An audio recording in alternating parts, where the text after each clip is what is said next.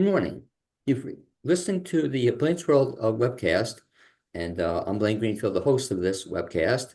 It's also on Facebook Live, YouTube, Apple, Spotify, LinkedIn, you name it. I'm really glad today to be doing my first show with Jesse, first of all, in the last 3 weeks because of the hurricane. And so I'm so honored that you're my guest for this show. And my guest is Jesse Boeckermann, who's the Western Region Director for Catholic Charities, Diocese of Charlotte. Is that correct? I think I got it. That is correct, Blaine. I'm very honored to be your first guest since the storm happened. And boy, did I miss, being on the air. But the first time you and I were talking off the air, I have actual access to the internet. So I guess I'm grateful. And we can kind of leave that as an introduction to you in that you've had a battle getting internet access as well, because you're not where you usually hang out. Is that correct? That is correct. My apartment flooded during Tropical Storm Helene, and so I am displaced right now. And then Catholic Charities at 50 Orange Street in Asheville. We just got water back Tuesday night of this week, so a couple of days ago, and we still don't have internet or phones. And so our staff is working wherever we can find internet, phones, cell phone coverage, and water to drink and to flush toilets with. Can you imagine? And I imagine, talk about imagining, there was a time in life when people didn't have a lot of the stuff, that let's say you were even with Catholic Charities, you've been with them how long? Yeah, almost 4 years since January of 2021. Okay. And so when you came on, there you had all this stuff, but it makes you realize when you don't have something, you really appreciate it, you know. And so I've talk, definitely had that feeling. I know you have that feeling as well. And it really puts priorities in place and it really changes your perspective from the hustle and bustle in the day to day when something like this happens. well, talk about the fact that you're operating. How are you operating with everybody all over the place and you all over the place as well? It's a little difficult, I guess. No doubt about it. Our case management coordinator is down in Hendersonville. She lives just outside of Hendersonville, so she's working out of a church there. 6 of our 10 staff in the Asheville office are actually in Airbnbs right now because all of us have been affected personally by this, ranging from a tree falling through one of my coworkers' places and her house is completely ruined. Another coworker had his car completely ruined as well in the storm, and we still have people that don't have power, water, or internet, or a combination of those things. And so we are doing our best to collectively work together, even though we are not together in the office like normal. And can you believe there was a time in life when people didn't have this stuff? You just take it for granted. And especially I was thinking that you can even get by without internet and all this other stuff, but you can't get by without water. That's the tough one. And let's talk about it because it ties into something else you do in your spare time. Because in addition to your title, you're also the disaster relief guy for the area. I am. I direct the disaster relief, which is usually a very small program at Catholic Charities. It comes around every 3 to 5 years. The last time was flooding in Western North Carolina from Tropical Storm Fred in 2021 in Haywood County and Buncombe in Transylvania. And we did some financial assistance and some case management and direct assistance during that storm. But of course, this storm is unlike anything that Western North Carolina has ever seen. And so I've been busy for the last 2.5 weeks. And like many hurricanes, it's not just weeks and months as far as recovery efforts. This will be years as far as rebuilding the lives of people throughout the western half of the state. And so I will be a busy person for a while, I'm guessing. And talk about then what Catholic Charities does in such a disaster. Ultimately, you start just like everybody else did around here. So many churches and nonprofits. You want to make sure that people have water, like you mentioned, food, the essential supplies needed for life, feminine hygiene products, pet food for their animals, toiletries, just a variety of things like that. And so that's been kind of the first phase and kind of the first few weeks here of just making sure that people are staying alive, clothing, and a number of different things as far as that's concerned. And then the next step really is the case management and the direct assistance for people that have had damage, that have had lost wages because their businesses have been closed and their places of employment, aren't operating right now.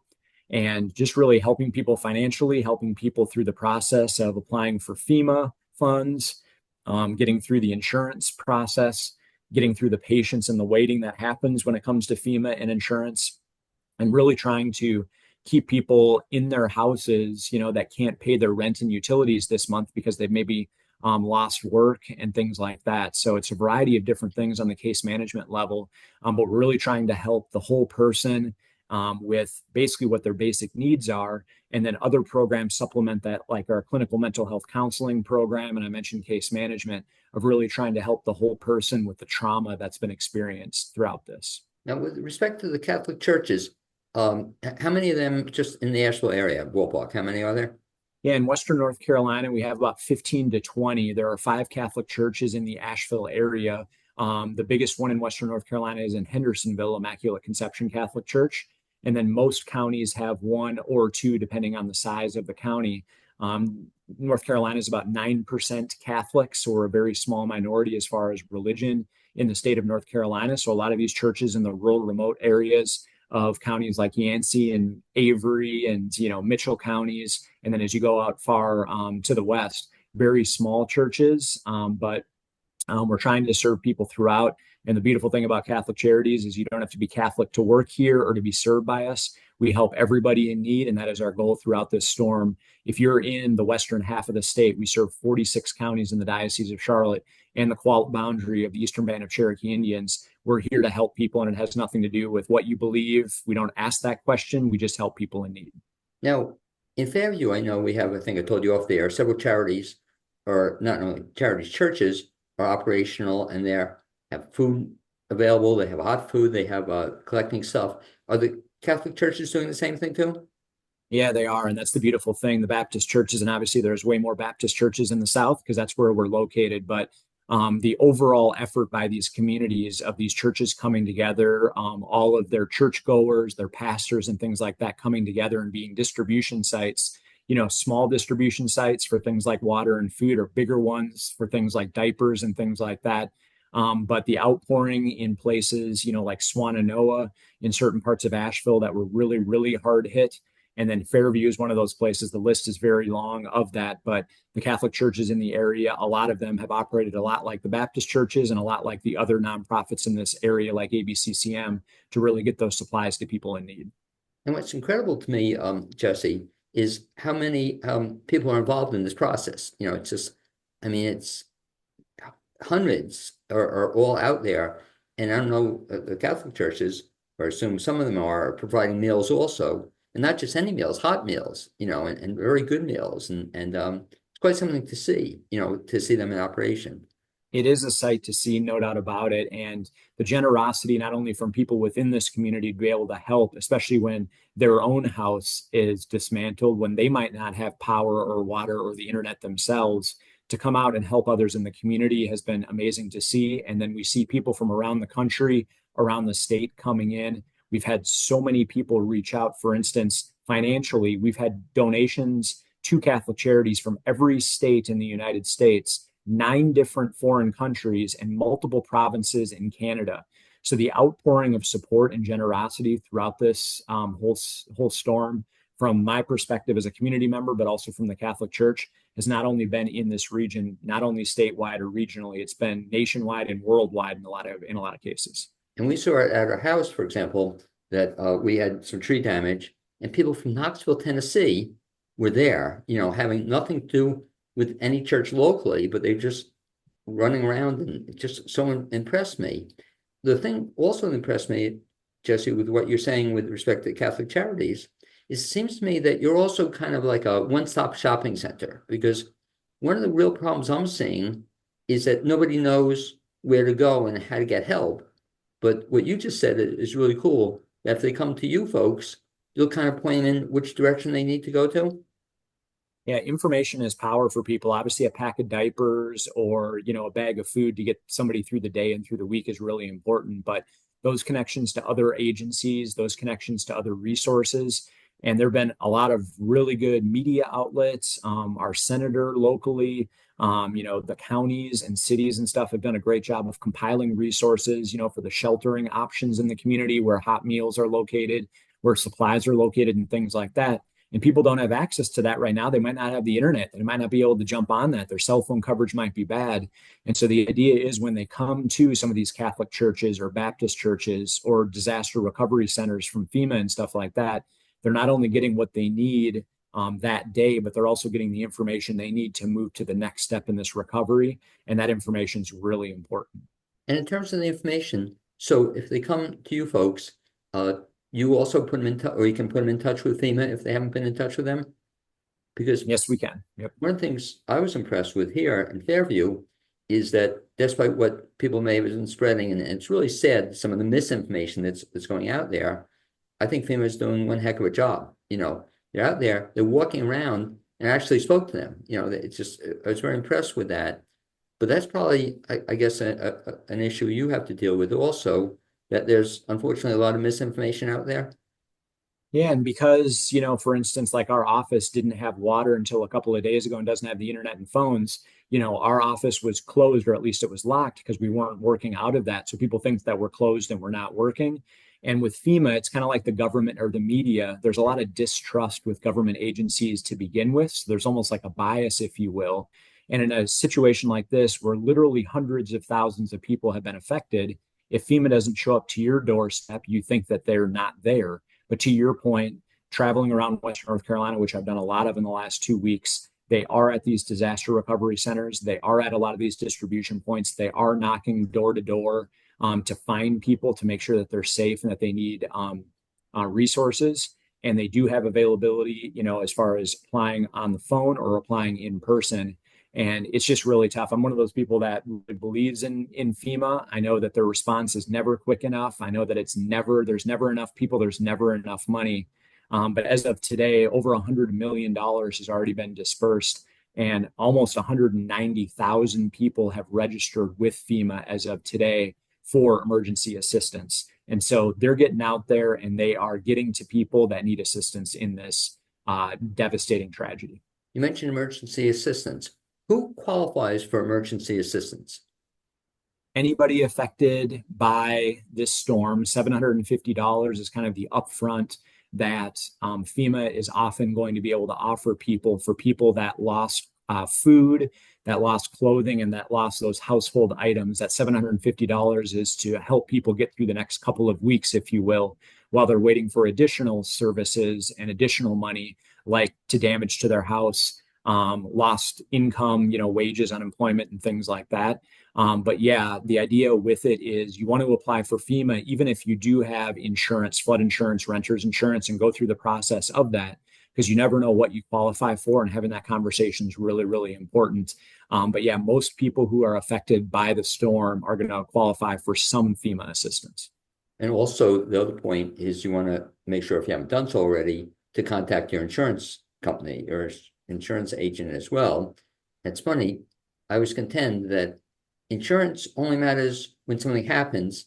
And then if you see a company comes through, I love it, Jesse, when people say, I have a great insurance company. They're great for collecting premiums, but put in that first claim, you'll know how great your insurance company is. And whether or not you want to change it in the future and stuff like that. But so many people are really humble. They won't go to FEMA for assistance. They won't go to their insurance company for whatever reason. And this is why we pay our premiums every 6 months or every month for situations like this.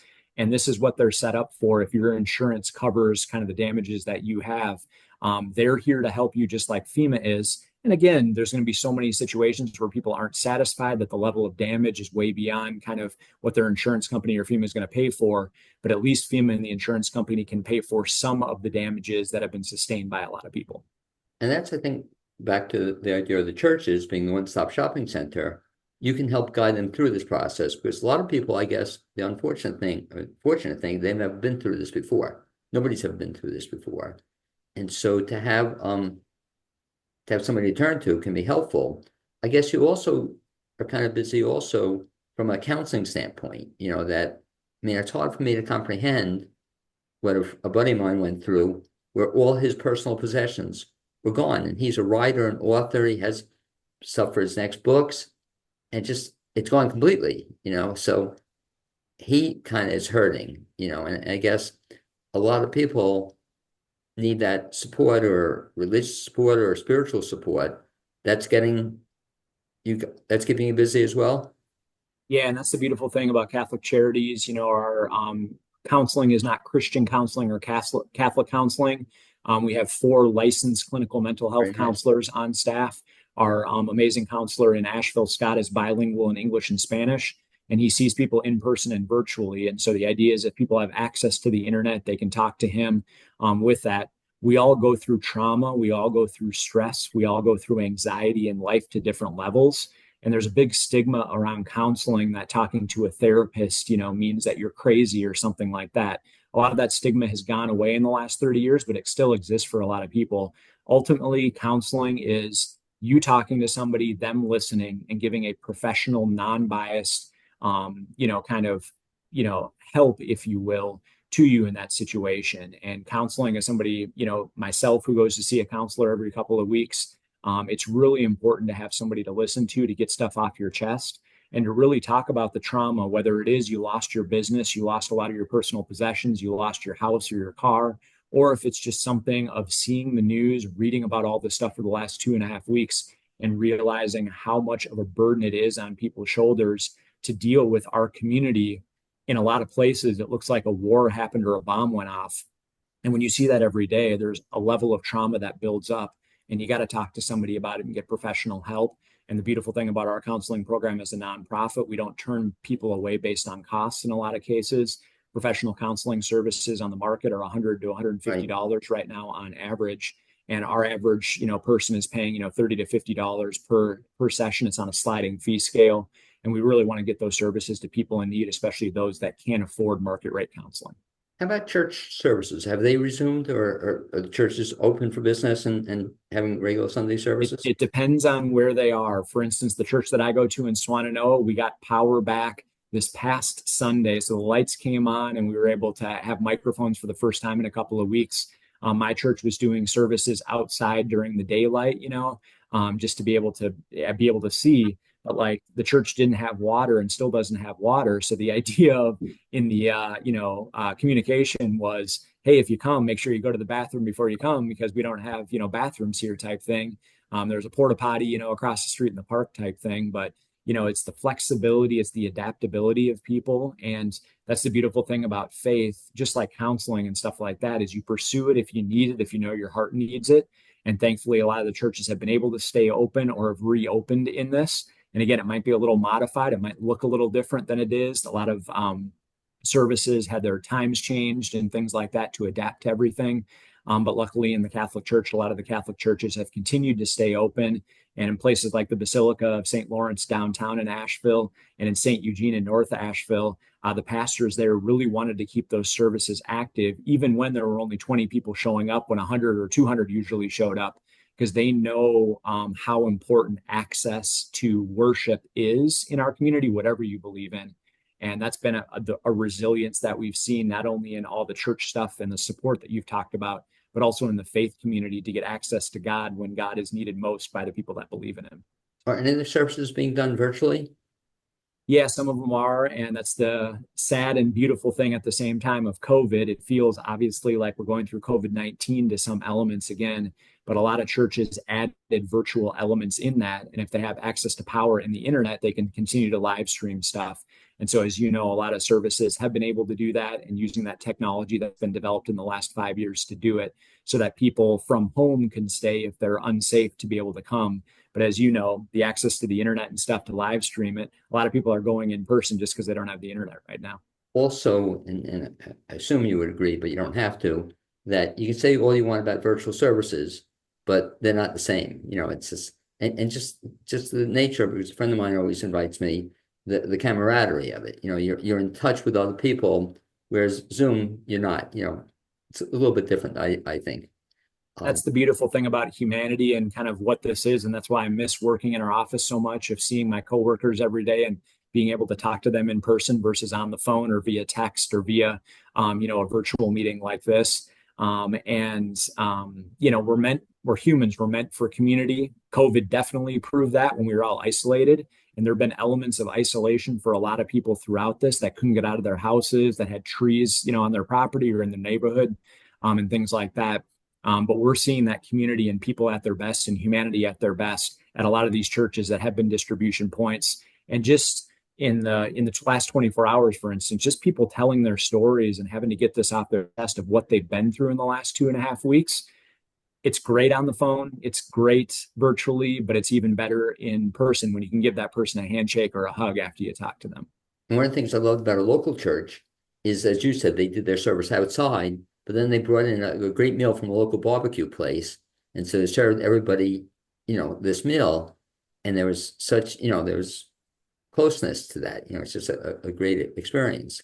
Food and fellowship is universal. You know that sitting down with somebody, having a meal with somebody, and again, being able to laugh with somebody, smile with somebody, give them a hug, give them a handshake, give them a thank you.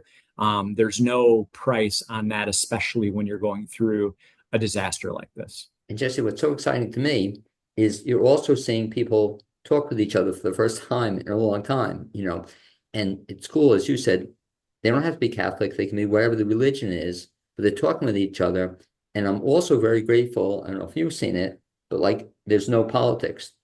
I mean, it's really exciting that there aren't people arguing or whatnot. And I haven't heard maybe two peeps out of somebody, promoting politics, but I just love that, don't you? That you can talk and be friendly with people. Our executive director at Catholic Charities, my boss, after COVID happened, he said there's no, positives that have come from it, but he talked about silver linings, if you will. And some of those silver linings, if you will, I've heard somebody say in the past couple of weeks, racism has gone away. And it hasn't gone away, but we Right. don't think about it. And in this election cycle, where we're 2 weeks, 2.5 weeks away from an election, all of that divisiveness, all of that all the stuff that we talk about leading up to an election in this country that's kind of built and stuff like that. We haven't been focused on that in Western North Carolina because we've been focused on surviving. We've been focused on taking care of each other. And, I had a great conversation last night with a gentleman who said, I haven't talked to my neighbors in 20 years. I say hi to them and I wave to them on the way to work every day. But now we were cutting down trees together. We were talking, we were laughing. And again, the good that comes from this for somebody who's suffering, it's very tough to talk about it at this point. There are beautiful things happening in the midst of tragedy. And I think that human connection and those stories like that are some of the great examples of that. And I get a chill from what you're saying because we've experienced it on our street, same kind of thing. People we never see, they're walking around. It's so nice. The neighbors bring water for us every day, and I'm making my internet service available to my neighbors. It's just really cool that you never see these people. And now for the first time, and you're walking out, you're talking to them. Very, very exciting. Jesse, if folks, let's talk a little bit about two final things. So if folks want to get in touch with Catholic Charities, what's the best bet or first thought? The toughest thing about our office not being open and the fact that we have very small facilities that don't have the capacity, like a lot of these big churches, to accept big pallets, on big Yeah, trucks and stuff like that. right. And because our staff has been working remotely, we haven't been able, like, we have a little diaper house on our campus, if you will, at our facilities at 50 Orange Street. And we've been able to stock that thanks to our partners at Babies Need Bottoms and great donations and stuff.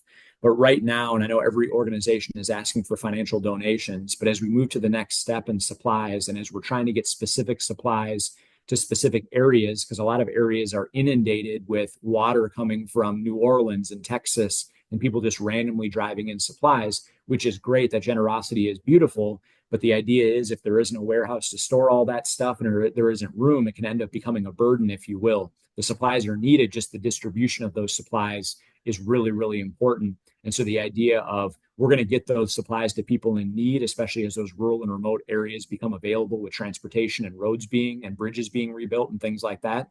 But the idea is right now, financially is the way for us to be able to have the biggest impact and to kind of serve people the best right now.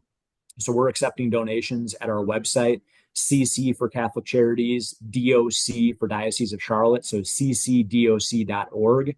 And the generosity of, again, this entire nation, but especially this area, has allowed us to not only pay our staff, but to pay for all these services and all these programs that we're operating and that we will be operating in the months and years to come.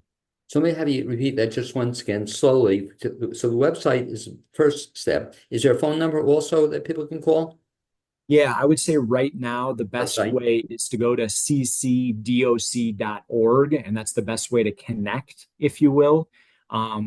because our phone system isn't working at our office, Okay. I'm reluctant to give that. So we can't live answer phones right now at our office, but if you call in and leave a message, we're able to get those voicemails through the power of technology, and we are calling people back and we are serving people right now. But I think through the website is the best way to do that right now and get more information. And you'd find contact information for our offices at the bottom of ccdoc.org and phone numbers as well. Because it's interesting what you did, because a lot of people were giving out information and they were sending Jesse links, and I couldn't get open the links. It's so Yep. stupid. Go to CCT or whatever and click this link, but I didn't have access to the links. So I was telling people, put the information in the body of the email or the text. Links were doing nothing for me. They're still not working great. So And that's the again, we take these things for granted, like the internet. The internet kind of runs our world. Everything runs off the internet. And for when somebody sees this, they wouldn't be able to see it if they didn't have the internet. And so they wouldn't be able to go to that website, if you will, to do that. But hopefully people are getting internet back here in the next couple of weeks and we'll be able to access a lot of this stuff. But it's just a different mode of operation when you don't have water, like you said, when you don't have the internet, when you don't have power. And we have gone back to the Middle Ages, whatever, the Dark Ages, whatever you want to say. And that's a very sad thing because a lot of people are suffering in the midst of that, and over 200 people have died. Over 100 in North Carolina have died. It's tough to smile, it's tough to laugh through this, but it's also a reminder that some of the things that we've discussed during this interview have been real blessings to our community with the human connection that's happening when we don't have access to things like the internet. and last question, you probably not even thinking about it, but whatever you had to place on hold, that if we speak in 6 months from now or a year from now, what else can we look forward to seeing or hearing about from Catholic Charities? The return to normal is always the thing that people think about. And again, when we see this in recoveries from hurricanes over the last few years that have happened in North Carolina, there are still people recovering from hurricanes that happened in 2016 and 2018 on the coast. So we're seeing this as a multi-year process, if you will. But the idea with it is we're going to continue to rebuild lives and continue to do that. But we'd like to think that our food pantry is going to reopen, that our office is going to reopen, that our counseling services will continue to be as strong as they are, that our refugee resettlement services will continue to be back to normal with resettling refugees in Western North Carolina. And so I'd like to think that in 6 months, all of the programs that we were doing before this disaster will continue on top of the disaster work that we will continue to do and help people until their lives are rebuilt in Western North Carolina in the Diocese of Charlotte. And that's going to take a lot of time. Well, certainly seems like you'll be busy the next couple of weeks, months, years. Thank you, Jesse, for all the super good work you guys do, and you guys are the best. And I'd also thank my producer, Cappy Tassetti. And someday we may even meet in person again in real life, in real time. I hope so, Blaine. Thank you so much for this opportunity. Okay, appreciate it.